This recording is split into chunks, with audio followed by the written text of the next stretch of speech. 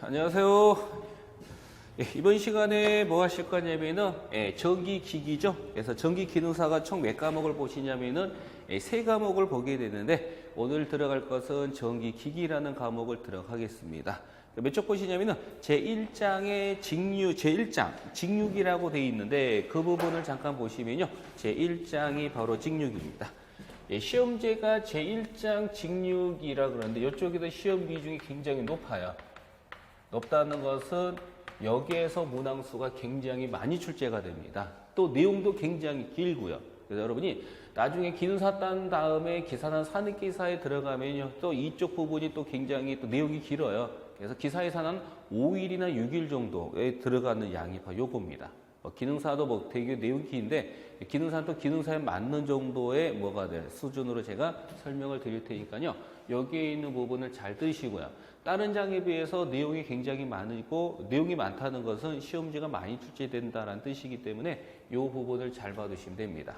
그럼 직육이가 뭡니까? 라고 여쭤본다면 직육이라는 것은 요겁니다. 직육이라는 것은요. 바로 직류 뭐하고요? 발전기하고요. 그 다음에 직류 뭐예요? 전동기입니다. 우리가 직류기라는 것은 직류 발전기하고 직류 전동기를 뭐예요? 합해서 뭐라고 부르는데 이것을 직류기라고 부릅니다. 직류기라는 것은 직류 발전기하고 직류 전동기를 통틀어서 뭐라고 부르는데 이것을 직류기라고 부르는 거야. 더 간단히 말하면 직류를 이용한 기계 장치가 바로 쉽게 말하면 직류기입니다. 그래서 우리는 직류기라는 것은 직류 발전기하고 직류 전동기를 통틀어서 우리가 직류기라고 부르는 거고요. 이것을 더 간단하게 표현하면은 직류를 이용한 기계 장치가 바로 뭐냐면은 직류기가 됩니다. 여러분 책에 보시면 순서대로 제가 적을게요. 여러분 책을 보시면 첫 번째가 바로 직류 발전기에 뭐가 되냐? 원리가 있습니다. 그래서 첫 번째가 바로 뭐가 되냐면은 직류 발전기가 되는 거죠. 그래서 직류 발전기의 원리가 있습니다. 그러면요.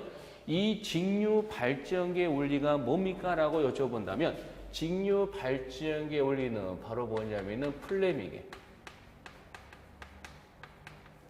플레밍의 뭐가 되냐면은 오른손 법칙을 따릅니다.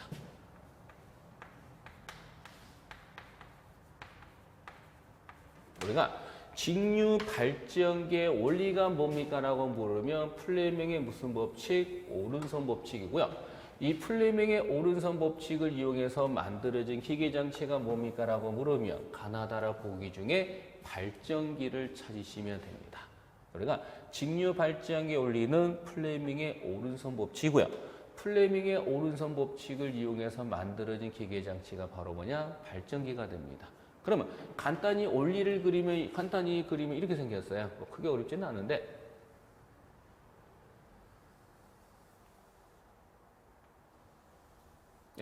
여기가 자극 N극입니다. 그러면 여기에 자극 N극이 있으면은 요 N극 가까이는 반드시 뭐가 있게 말이야요? S극이라는 게 있습니다.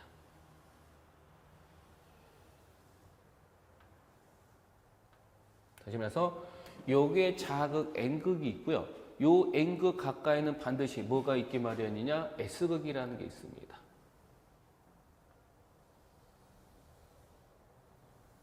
무슨 극이? S극이 있습니다. 요 N극 가까이는 반드시 뭐가 있게 마련이냐면 S극이 있는 거죠. 그럼 자극이 있으면 요 자극으로부터 어떤 자기적인 힘이 발생하는데 이때 자기적인 힘을 가상적인 손으로 나타내는 걸 뭐라고 부르는 이것을 자기력선이라고 부릅니다. 그럼 그 자기력선이라는 것은 어디에서 나와서? N극에서 나와서 이렇게 S극으로 들어가는 거고요. 이때 이 자기력선을 두 자로 줄이며 뭐라고 부르냐 이것을 자속이라고 부릅니다. 그럼 자속 파이가 어디에서? N극에서 나와서 S극으로 들어가요. 그럼 자속이 있는 공간이 생성된 거죠. 그럼 자속이 있는 공간에 제가 뭐를 갖다 놓고 도체를 갖다 놓고요. 이 도체를 빙글빙글 돌렸더니 여기서 뭐가 나오는 거예요? 전기가 나옵니다. 이걸 이용해서 만들어진 기계장치가 바로 뭐냐? 발전기입니다. 그래서 발전기라는 것은 단순하게 자석 사이에 도체를 갖다 놓고 이 도체를 제가 빙글빙글 돌렸더니 여기에서 뭐가 나오더라? 전기가 나옵니다. 이걸 이용해서 만들어진 기계장치가 바로 뭐냐? 발전기입니다. 우리가 직류 발전기 원리는 플레밍의 무슨 법칙? 오른손 법칙이고 플레밍의 오른손 법칙에 의해서 만들어진 기계장치는 바로 뭐냐? 발전기다라고 이렇게 보시면 되는 겁니다. 이게 바로 첫 번째 갖고 설명드린 거고요. 두 번째 보시면 직류 발전기에 뭐가 되냐? 구조가 있습니다. 이건 좀 설명을 해야 되니까 두 번째가 바로 직류 발전기의 구조가 되어 있는 두 번째입니다. 따져볼까요? 두 번째가 바로 직류 뭐야?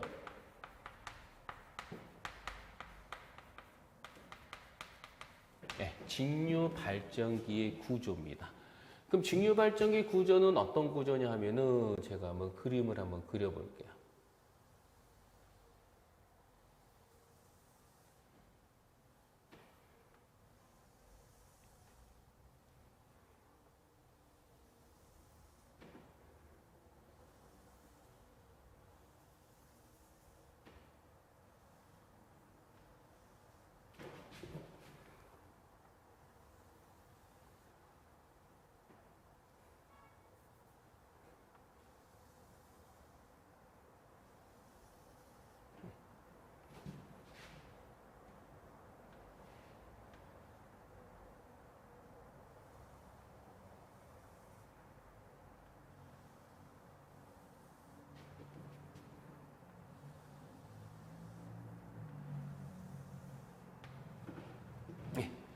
요게 바로 뭐냐면은 이 철심입니다. 이게 뭐예요? 철심이에요, 철심. 그러면 이 철심에 제가 뭐를 코일을 이렇게 감아요. 코일을 이렇게.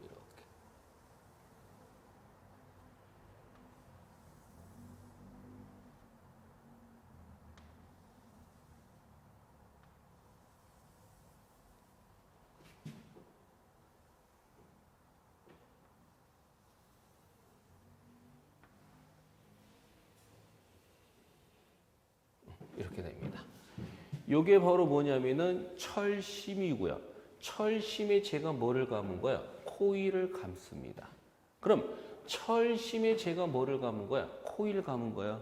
그럼 철심에 제가 코일을 감은 상태, 요 양단자에 제가 뭐를 갖다 거냐면은 전압을 이렇게 제가 갖다 걸 거예요.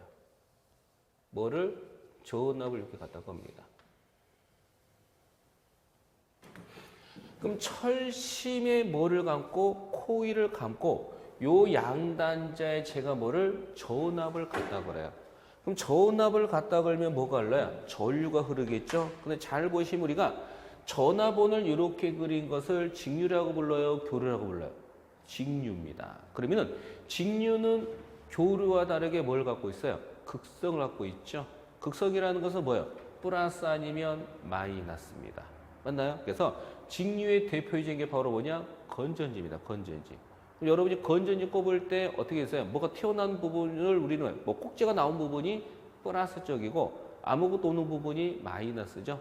그러면 직류는 교류와 다르게 극성을 갖고 있습니다. 플러스 마이너스. 그러면 어느 쪽이 플러스고 어느 쪽이 마이너스냐면은 짝대기가 긴 쪽이 뭐가 되고 플러스가 되는 거고요. 짝대기가 작은 쪽이 뭐가 되냐? 이렇게 마이너스가 되는 거야.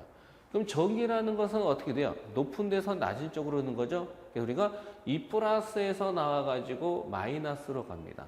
그럼 전류의 흐름은 어떻게 돼요? 플러스에서 나와서 마이너스로 가니까 전류의 방향은 요 방향이 되는 거예요. 그럼 제가 어디에다가 철심에다가 뭐를 감고 코일을 감고 여기에 뭐를 갖다 걸면 전압을 갖다 걸죠. 그럼 철심에 코일 감고 양단자에 전압을 갖다 걸면 요 놈은 뭐가 되는 거야? 전자석이 됩니다. 그럼 전자석이란 뭐예요? 전기를 이용해서 만들어진 자석을 전자석이라고 부르죠. 그럼 여러분 집에 가서 전자석 만들 수가 있어요. 어떻게 만드냐면은 못 있죠, 뭐. 못을 뭐냐? 불로 달굽니다. 그 다음에 달궈진 거기에 여러분이 코일을 감고요. 그럼 코일을 감았다는 건 선이 몇 가닥이나? 두 가닥이 나오죠? 그 두 가닥에다 여러분이 건전지 있죠? 건전지를 갖다 겁니다. 그러고 나서 뭐가 돼요? 오핀 같은 거 옆에 대면요. 바로 우리가 못에 불로 달군 다음에 달궈진 부분에 코일을 감고 그 코일 양단지에 전압을 갖다 그러면 그게 바로 전자석이 돼요. 그럼 그걸 여러분이 뭐예요? 오핀 같은 거 갖다 대면요. 신기하게 오핀이 거기에 딱 달라붙습니다. 이유는 전자석이 됐기 때문에. 그래서 전자석을 만드는 방법은 간단합니다. 철심이 뭐를 감고 코일을 감고 양단지에 뭐를 갖다 걸면 전선 양쪽에 전압을 갖다 걸면 이게 바로 전자석이 되는 거예요. 그럼 자석이 됐다는 것은 뭘 띠요? 극성을 띠겠죠. 여러분 문방구에서 자석을 구매하면요. 자석에는 무슨 극으로 돼 있어요? N극과 S극으로 나눠져 있죠. 맞나요? 그럼 결론적으로 이 철심에 뭐를 감고 코일을 감고 뭐를 갖다 걸면 전압을 갖다 걸면 이게 바로 뭐냐? 전자석이 됩니다. 그럼 자석이 됐다는 것은 뭘 띠요? 극성을 띠는 거죠. 그래서는 편의상 요쪽을 제가 N극이라고 잡고 요쪽을 제가 S극이다라고 잡겠습니다. 자극이 생긴 거죠. 그럼 자극이 있으면 자극도 어떤 자기적인 힘이 발생하는데 이때 자기적인 힘을 가상적인 손으로 나타내는 거 뭐라 그래요? 자기력선. 그럼 그 자기력선이라는 것은 어디에서? 플러스에서 나와서 이렇게 마이너스로 들어갑니다. 이때 자기력선을 제가 두 자로 줄이며 뭐라고 표현하는 거야? 자속이다라는 표현을 쓰는 겁니다. 맞나요? 그러면 이 자속은 어디에서 만든 거야? 여기에 소리가 뭘 만들어낸 거야? 자속을 만든 거. 이쪽, 이 부분에서. 우리가 요 파이라는 것은 어디에서 여기에서 자속을 만들어낸 겁니다.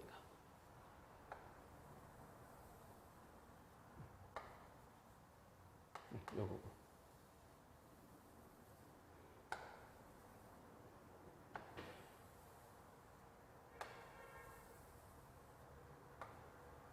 부분. 요 부분. 우리는 요 부분에서 뭘 만들었냐면은 자석을 만든 겁니다.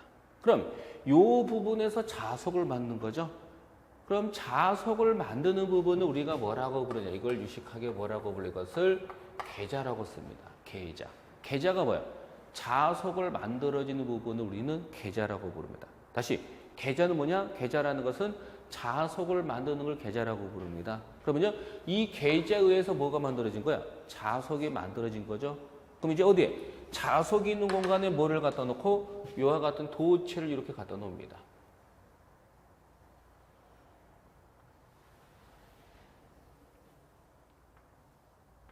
이렇게. 그러면은 이 자석이 있는 공간에 제가 뭐를 갖다 놓고 도체를 갖다 놓고 자석이 있는 공간에 제가 도체를 이렇게 갖다 놓고 이 도체를 제가 빙글빙글 돌립니다. 그럼 자석이 있는 공간에 도체 갖다 놓고 이 도체를 제가 빙글빙글 돌렸더니 여기에서 뭐가 나온다? 신기하게 전기가 나옵니다. 그럼 전기를 만드는 부분에 우리는 뭐라고 부르는 이것을 전기를 만든다 해서 이것을 전기자라고 불러요. 그래서 우리가 자석이 있는 공간에 도체 갖다 놓고 이 도체를 빙글빙글 돌렸더니 여기에서 뭐가 나오더라? 전기가 나옵니다. 이걸 이용해서 만들어진 기계 장치가 바로 뭐냐? 발전기가 되는 거야. 그러면은 이 전기를 만드는 부분을 우리가 뭐라고 부르는데 그것을 전기자라고 불러요. 근데 중요한 것은 이 전기자에서 만든 전기는 직류입니까 교류입니까? 라고 여쭤본다면 이 전기자를 통해서 나오는 전기는 교류입니다. 그런데 지금 무슨 발전기야? 직류 발전기. 직류 발전기는 직류를 뭐가 돼요? 만드는 발전기가 직류 발전기가 되는 거죠. 그런데 지금 여기서 만든 것은 바로 교류가 되는 거야. 그러면 교류를 뭘로 바꿔야 돼요? 직류로 바꿔야 되겠죠. 그래서 우리가 교류를 직류로 바꿔지는 부분이 있습니다. 그게 바로 이 부분, 이거.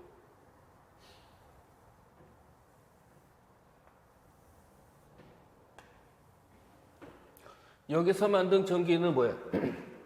교류이기 때문에 이 교류를 우리가 뭘로 바꿔야 돼요? 직류로 바꿔야 됩니다. 그러면 교류를 직류로 바꾸는 부분이 바로 뭐냐면 이 부분, 이 부분. 그 이 부분이 뭐냐면은 교류를 직류로 바꾸는 부분입니다.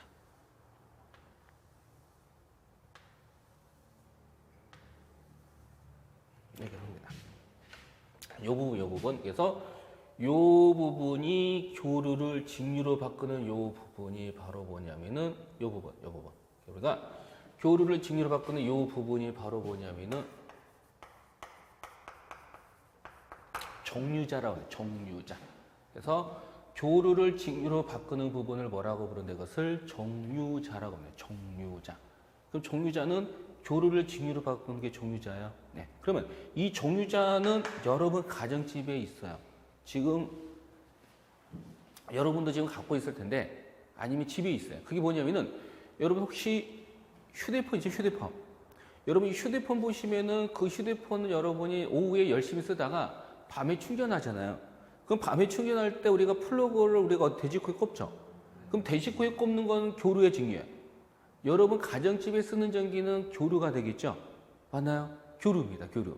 그러면 여러분이 충전하기 위해서 플러그를 돼지코에 꼽는데 이때 콘덴서 아니 콘덴서라 그러지 아니 뭐죠? 이게 전기 쓰는 거 우리가 플러그 꼽잖아 우리가 돼지코에다가. 그럼 여러분이 이 돼지코에다가 콘덴서에다 여러분 돼지코에 딱 꼽는데 그럼 거기에 들어가는 전기는 교류예요. 근데 여러분 휴대폰에 들어가는 쪽은 교류가 징유가요? 징유입니다. 근데 꼽을 때는 어떻게 꼽아요? 콘센트에다가 여러분이 꼽을 때는 교류가 되는 거지만 막상 여러분이 먹어요. 플러그를 통해 잭을 통해서 여러분 휴대폰에 들어갈 때 전기는 바로 징유가 되는 거예요. 그러면은 분명히 꼽을 때는 교류지만 여러분 그 휴대폰 잭을 통해서 들어가는 것은 바로 징유가 되는 거죠. 그럼 교류를 뭐로 바꾼 거예요? 징유로 바꾼 겁니다. 그러면은 교류를 징유로 바꾼 게 종유자. 그럼 어느 부분이냐면은 여러분 휴대폰 보시면은 플러그 부분 있죠. 그 플러그 부분이 굉장히 뭉툭하잖아요. 그 부분이 바로 뭐냐면은 종유자입니다. 종유자. 그래서 그 안에 뜯어보면요. 교류를 징유로 변화시킬 수 있게끔 전자부품으로 구성되어 있어요. 지금 뭘로 이루어졌냐면 다이오드 있죠. 다이오드를 가지고 그걸 이제 구성한 겁니다. 그럼 결과적으로 분명히 꼽을 때는 교류지만 막상 휴대폰 잭을 통해서 들어간 것은 징유가 돼요. 그럼 교류를 징유로 바꾸는 부분이 바로 종유자라고 부릅니다. 그러면 여기에서 만든 전기는 교류고 누굴 통해서 이 종유자를 통해서 교류가 징유로 바뀌게 됩니다. 이제 교류가 종유자를 통해서 징유로 바뀌었죠. 그럼 전기를 만들었으면 우리가 써야 될 거 아니에요. 우리가 전기를 만들었으면 우리가 쓰기 위해서 이 종유자에다가 우리가 이런 것들을 부착합니다.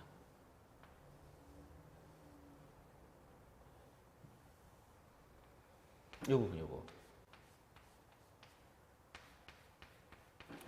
그럼 요 부분이 바로 이 부분이 블러시입니다. 블러시. 현장에서는 간혹가다 카본이라고도 표현합니다. 이 반응이 블러시입니다. 그러면은 자석이 있는 공간에 도체 전기자 갖다 놓고 돌리면은 여기에서 전기를 만들고 있고요. 여기서 만든 전기는 교류고 교류를 종자를 통해서 직류로 바뀝니다. 그럼 이제 만든 전기를 바깥에 쓸 수 있게끔 블러시를 달아줘요. 그럼 블러시라는 것은 안에서 만든 전기를 바깥에 쓸 수 있게끔 뭐가 돼요? 안쪽과 바깥쪽을 연결시켜주는 다리 역할을 해주는 겁니다. 그러니까 우리가 이 블러시라는 것은 바로 전기자 권선과 외부 회로를 연결시켜주는 이 부분이 바로 블러시가 되는 거야. 그러면 이 블러시를 통해서 뭐가 되냐? 안에 만들어진 전기가 바깥으로 보내주는 겁니다. 그러니까 우리가 자석을 만드는 부분을 계자, 전기를 만드는 부분을 전기자, 교류를 직류로 바꿔주는 부분을 정류자. 그럼 안에 있는 전기를 바깥에서 쓸 수 있게끔 다리 역할을 해주는 게 바로 블러시가 되는 거야. 그 다음에 또 하나가 뭐가 있냐면 요게 있어요. 잘 보시면요.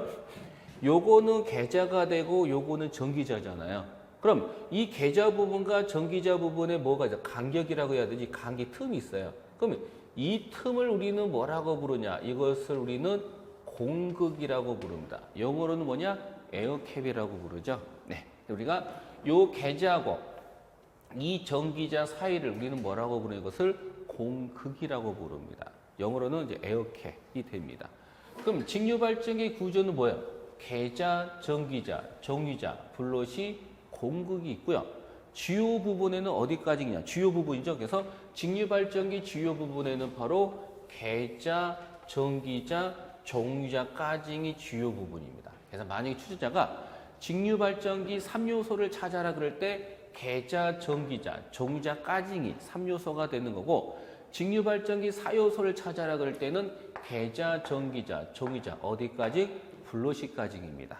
그래서 만약 시험지에서 계자를 1번, 전기자 2번, 정유자 3번, 블러시 4번라고 주어주고 다음 보기 중에서 직류발전기 주요부, 즉 다음 보기 중에서 직류발전기 3요소가 아닌 것은 뭡니까? 라고 물을 때 요게 4번, 요게 정답이고 4요소까지 물을 때는 블러시까지 들어갑니다.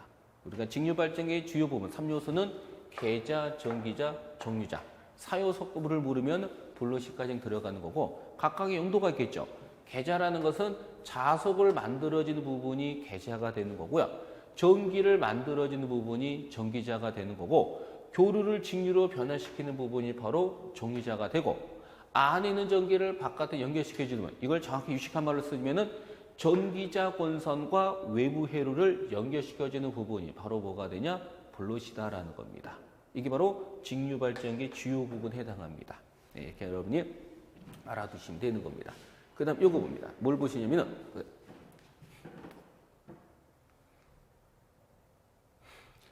우리가 자석이 있는 공간에 전기자 갖다 놓고 이 전기자를 빙글빙글 돌렸더니 여기에서 뭐가 나온 거야? 전기가 나오는 거죠. 그럼 전기를 만드는 부분이 뭐 어디에 속하는 거야? 전기자가 됩니다. 맞나요? 그럼 여기서 추가로 책에는 없는 내용인데 있긴 있는데 약간 좀 어수선하게 돼 있어가지고요. 이걸 좀 정리해볼게요. 그래서 전기자 구조를 할게요. 전기자의 구조. 전기자 구조입니다. 전기자 구조입니다. 그럼 전기자 구조는 어떻게 되어 있냐면 전기자 구조는요. 바로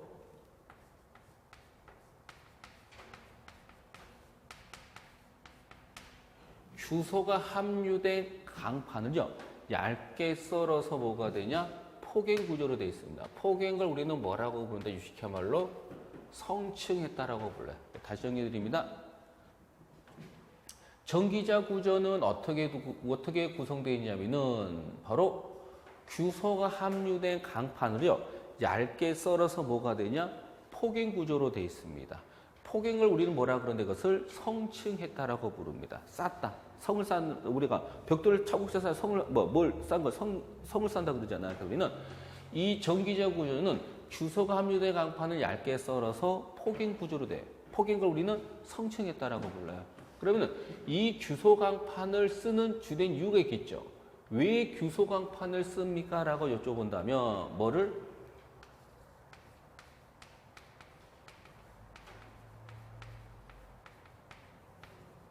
즉 히스테리시스 손을 뭐 하기 위해서? 감소하기 위해서 우리가 규소 강판을 쓰는 거고요. 그럼 규소 강판을 얇게 썰어서 뭐가 돼요? 포갱을 뭐 했다 그래요? 성층했다는 거죠. 그러니까 왜 성층하냐 하면요. 바로 뭐냐? 이걸 하기 위해서. 또 이걸 우리 뭐라고 해서 맴돌이 전류라고 부릅니다.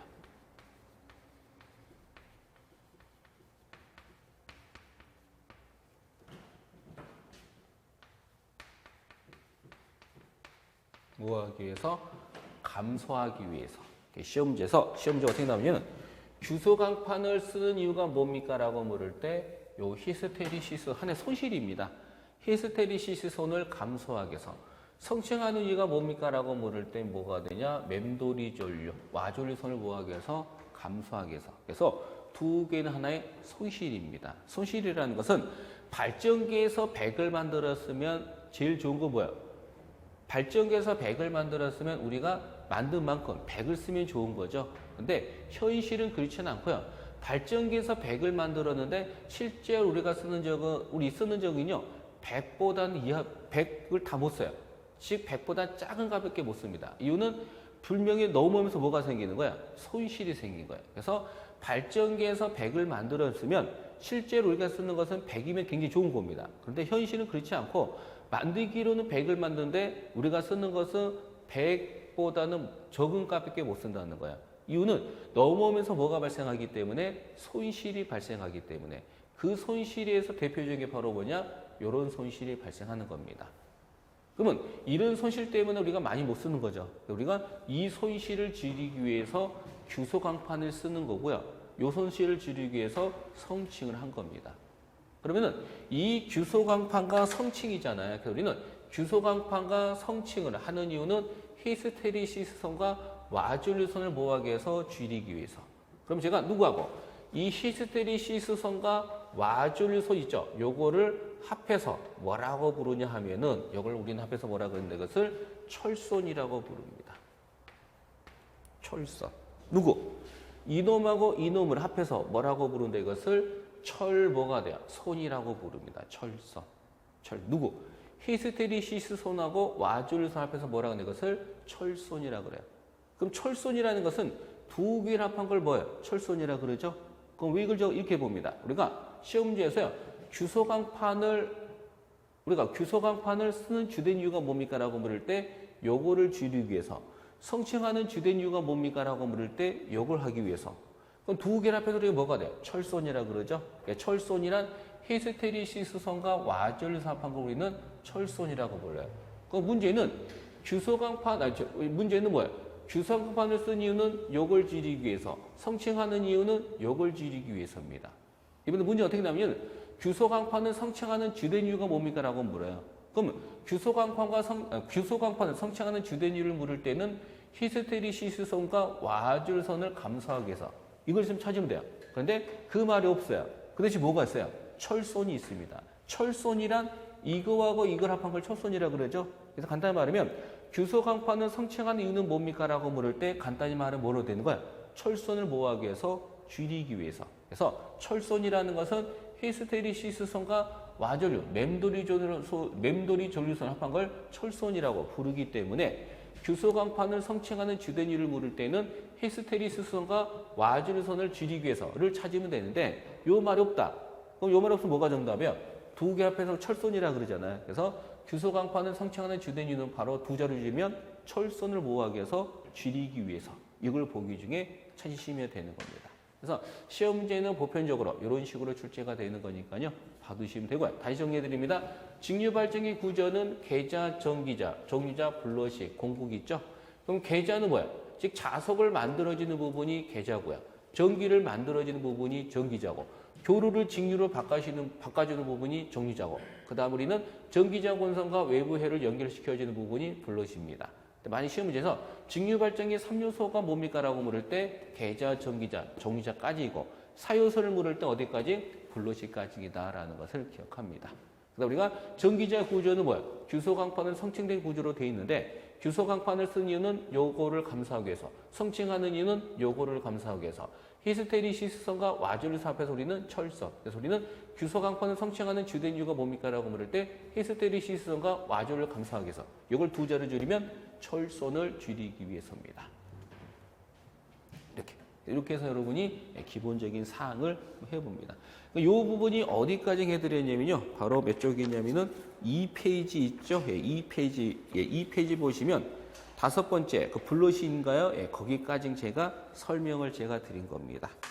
한국의 2페이지 다섯 번째 블러시까지 제가 설명을 드린 거고요. 그럼 요거에 관련된 문제를 한번 풀어보겠습니다. 필기할 거 있으시면 잠깐 제가 시간 좀 드릴 테니까요. 필기하시고 바로 11쪽이죠. 11쪽. 11쪽에 1번부터 제가 풀어드릴게요. 정리할 거 있으면 정리하십니다.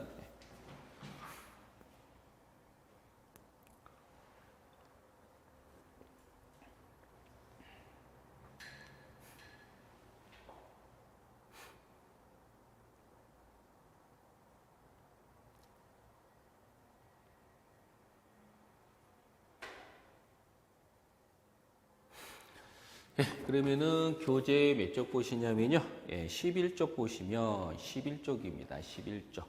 11쪽 문제 1번부터 보시면요. 직류계의 3대 요소가 아닌 것은 무엇입니까? 우리 직류계의 3대 요소는 계자, 전기자 또는 뭐야?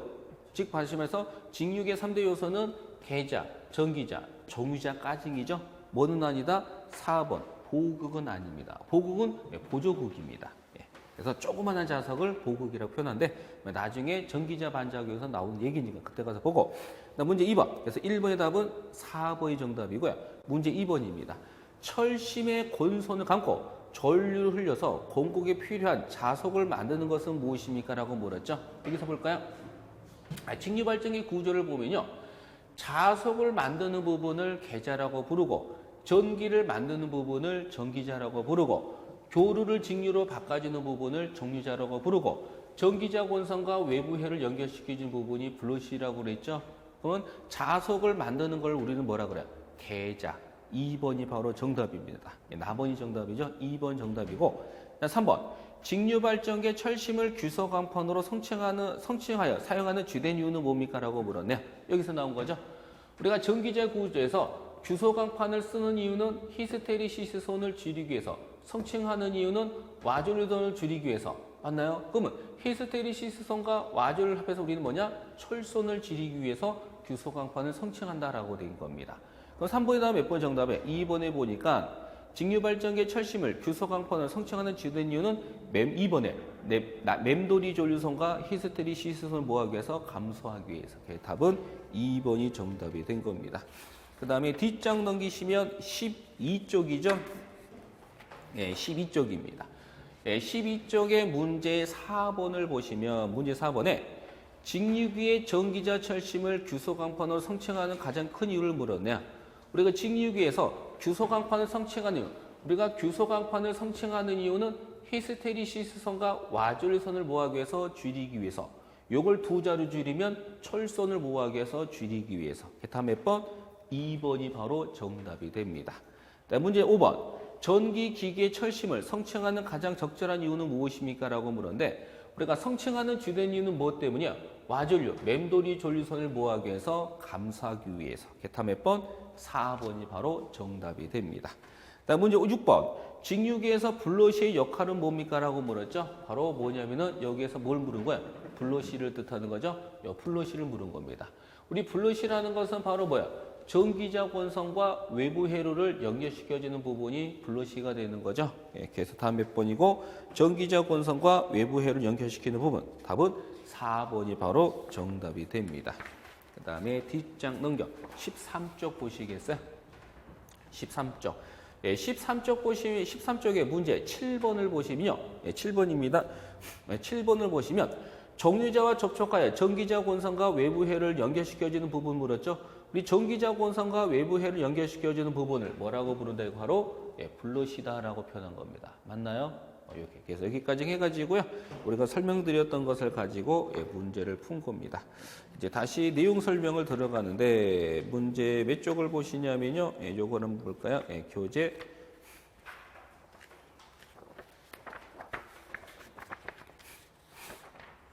2페이지 보시겠어요? 2페이지 세 번째 전기자 권선법이라는 게 있습니다. 어디다 적을까요? 어디다 적을까요? 좀 커닝을 할 게 좀 있어서 이걸 적어야 되겠다. 어쩔 수 없네요. 이쪽을 적겠습니다.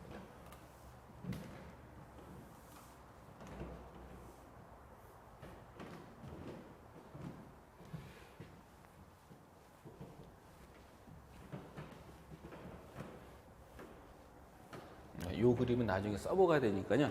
안 지우고 지금 버티고 있는 건데 세 번째입니다. 세 번째가 바로 뭐가 있냐면은 전기자 맞나요? 전기자 권선법이 있습니다.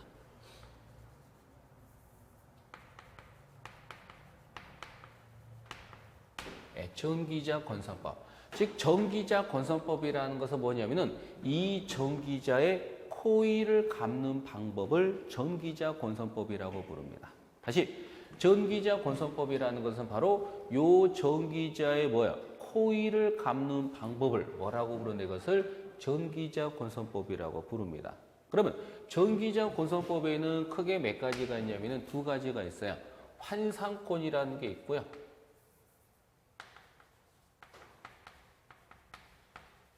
환상권이라는 게 있고 또는 뭐냐면은 고상권이라는 게 있습니다. 그럼 전기자 권선법에는 크게 뭐가 있냐? 환상권과 권상권이 있는데 우리는 어떤 방식을 택하냐면은 요 고상권 있죠? 요 고상권 방식을 사용합니다. 씁니다. 그 다음에 이 고상권에는 또 크게 몇 가지가 쪼개지냐면은 두 가지가 쪼개져요. 바로 뭐가 있냐면은 개로권하고요. 개로권하고 페로권으로 쪼개집니다. 그래서 우리는 고상권에는 또 뭐가 있냐? 개로권하고 페로권으로 나눠지는데 우리는 어떤 방식을 쓰냐면 바로 뭐냐면은 요 페로권 방식을 씁니다. 그 다음 또 이 페로권에는 또 뭐로 쪼개지냐면 또 두 가지로 쪼개지는데 바로 단층권하고 뭐로 쪼개지는 거예요? 이층권으로 쪼개집니다. 그럼 단층권하고 이층권 중에서 우리는 어떤 방식을 쓰냐면 바로 요 이층권 방식을 씁니다. 그다음 또 요 이층권에는 또 뭐로 쪼개지냐면요. 또 이층권에는 또 쪼개지는 게 바로 또 두 가지로 쪼개지는데 첫 번째가 바로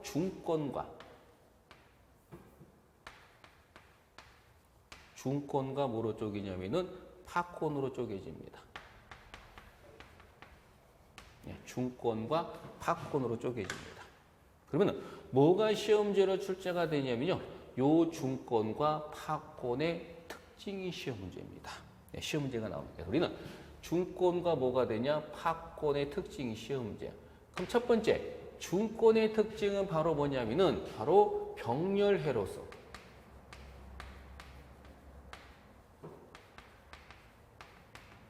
그럼 제가 병렬해로수를 제가 뭐 A라 한다면 중권일 때 병렬해로수는 바로 뭐냐면은 극수와 같다라는 겁니다. 극수를 기호로는 뭘 쓰냐면은 P를 씁니다. 그럼 여기서 극수가 뭐냐? 극수라는 것은 자극, N극과 S극이라는 극이 있죠. 요 극이 바로 극수입니다. 우리는 극수라는 것은 자극, N극과 S극을 우리는 극수라고 불러요. 그러면 문방구에서 여러분이 자석을 구매하시면은 자석에는 뭐 어떻게 구분되어 있어요? N극과 S극 구분되어 있죠. 그럼 자극은 몇 개라는 거야? 2개. 이 극수를 뜻하는 거고요. 그럼 병렬해로수라는 것은 뭐냐면은 코일을 코일을 이제 감는데 몇 줄로 감을 것이냐가 바로 병렬해로수입니다. 무슨 뜻이냐? 이렇게 보시면 돼요. 그냥 참고 용어 설명입니다. 여러분이 코일이 예를 들어서 코일이 몇 개가 있냐면 6덩어리가 이렇게 있습니다. 한 덩어리, 두 덩어리, 세 덩어리, 네 덩어리, 5덩어리, 6덩어리가 있다고 쳐요. 그럼 제가 요거를 한 줄씩 그럼 제가 요거를 코일을 한 덩어리씩 감을게요. 한 덩어리. 그럼 한 덩어리씩 감으면 코일이 몇 덩어리가 나오는 거야? 몇 덩어리? 한 덩어리씩 감으면 코일이 몇 덩어리 나오는 거야? 하나, 둘, 셋, 넷, 다 6덩어리 나옵니다. 왜냐하면 아까도 말씀드렸듯이 코일이 몇 개 있어요? 6개가 있는데 요거를 한 덩어리씩 감으면 몇 개가 나오냐면은 6개입니다. 이거를 병렬로 이렇게 안 그렇게 병렬. 이것을 병렬로 이렇게 뭐가 돼? 접속합니다. 그럼 몇 줄이 나온 거야? 6줄이 나온 거죠? 그럼 병렬 해로수는 얼마? 6입니다. 근데 이번에는 요걸 제가 몇 개씩? 2개씩 감을게요. 2개씩. 그럼 코일 6덩어리를 2개씩 감읍니다. 2개씩. 이렇게 감아요. 그럼 이제 몇 개가 된 거야? 2개씩 감으면 코일 6덩어리를 2개씩 감으면 몇 덩어리? 3덩어리가 나오는 거죠. 요거를 병렬로 접속합니다. 그럼 몇 줄 감았어요? 3줄이죠? 그럼 병렬 해로수는 몇 개가 되는 거야? 3개가 되는 거야. 그래서 병렬 해로수라는 것은 코일을 이런 식으로 코일을 뭐가 되냐 이렇게 병렬로 이제 몇 줄로 감을 것인지 나타내는 게 바로 병렬 해로수입니다. 그럼 만약에 이 코일 6개를 3개씩 감을게요. 그럼 3개씩 감으면 몇 줄 남아요? 2줄이 나오죠. 3개씩 감으면 2줄. 그 2줄을 병렬로 접속한 게 바로 병렬 해로수. 그럼 병렬 해로수는 얼마야? 2가 되겠죠. 그래서 병렬 해로수라는 것은 코일을 병렬로 접속할 때 몇 줄로 뭐가 돼요? 접속할 것이냐가 바로 병렬 해로수입니다. 병렬 해로수라는 것은 코일을 병렬로 갑때 몇 줄로 감을 것인지를 나타내는 게 바로 병렬 해로수입니다. 그 병렬 해로수를 뜻해요. 그러면 중권일 때 병렬 해로수는 뭐와 같다? 극수와 같다라는 거. 그 다음에 두 번째로 나오는 거. 이번에는 블러시 수를 보자. 블러시를 기호로는 뭐냐? B를 씁니다. 그럼 중권일 때 블러시 수는 몇 개가 되냐 하면 이것도 똑같이 뭐가 되냐면은 극수와 같다라는 것을 기억합니다. 그다음 우리는 이 중권일 때 특징은 바로 저전압.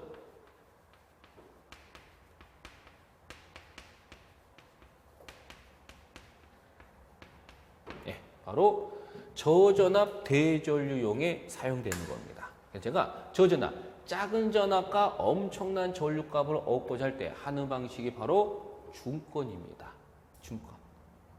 중권의 특징. 요거 꼭 여러분이 암기를 하시고요. 그 다음에 이제 뭐야? 파권의 뭐가 되냐? 특징을 한번 보겠습니다. 그럼 파권의 특징은 우리 파권일 때 병렬 헤로스를 물어요.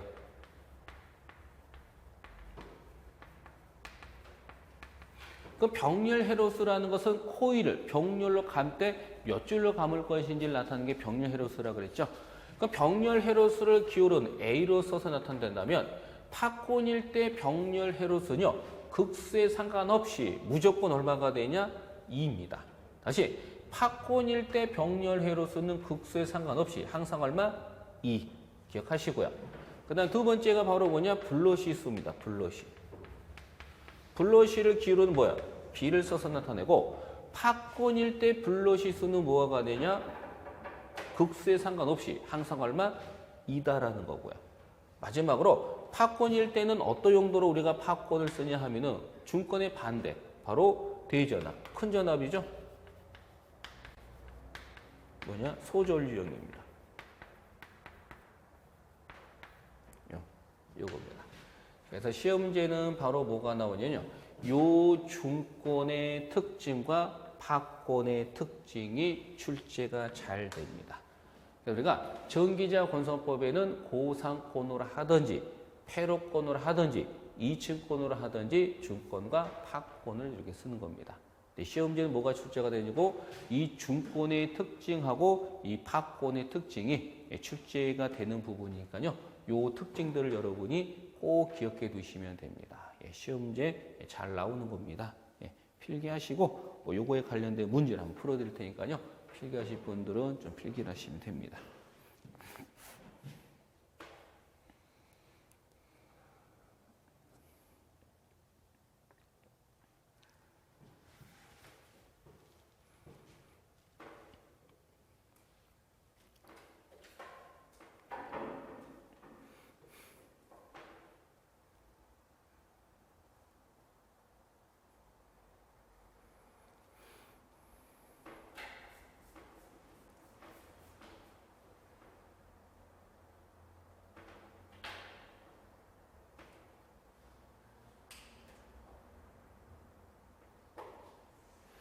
하셨으면요.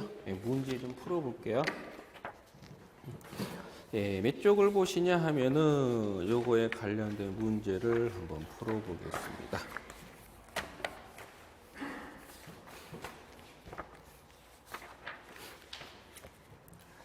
13페이지 8번 보시겠어요? 13페이지 8번입니다. 13페이지 8번 보시면요. 다중 중권의 동글뱅이 치시고요. 중권의 동글뱅이. 중권의 극서가 P인 직류기에서 전기자 병렬 헤로수 A는 어떻게 되냐고 물었네요. 중권이죠. 우리 중권일 때 뭘 물었어요? 중권일 때 병렬 헤로수 A에 대해서 물은 거죠. 우리 중권일 때 병렬 헤로수는 뭐와 같다? 극수와 같다. P와 같다고 했죠. 다음 몇 번이고 1번이죠. 그래서 8번의 답은 1번이 바로 정답이 되고요. 문제 9번. 다중 중권의 동글뱅이. 중권의 극서가 P인 직류기에서 전기자 병렬 헤로수 A는 어떻게 됩니까? 라고 물었네요. 중권일 때 뭘 물었어요?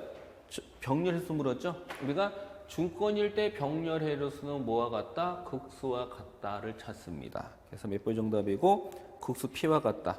2번인가요? 2번이 바로 정답이 됩니다. 그 다음에 D장에 넘기시면요. D장 넘기십니다. D장 넘기시면 문제 10번이잖아요. 10번 보시면 10번에 팔극 파권 동글뱅이. 팔극 파권 직류 발전기에 전기자 권선의 병렬 헤로수 A는 얼마인가냐고 물었네요. 맞나요? 그러면 우리 파권에 동글 치신 다음에 파권일 때 병렬 헤로수 물은 거 맞죠? 우리 파권일 때 병렬 헤로수는 극수에 상관없이 항상 얼마가 되냐? 2가 답입니다. 그래서 2. 그래서 몇 번? 2번이 정답입니다. 그래서 여기까지 해서 앞에서 배웠던 내용 갖고 우리가 문제를 푼 거고요. 좀 쉬었다가 다시 11번 문제를 풀기 위해서도 내용이 있어야 되겠죠? 내용 설명한 다음에 또 11번은 풀어드리겠습니다. 좀 쉬었다 하겠습니다.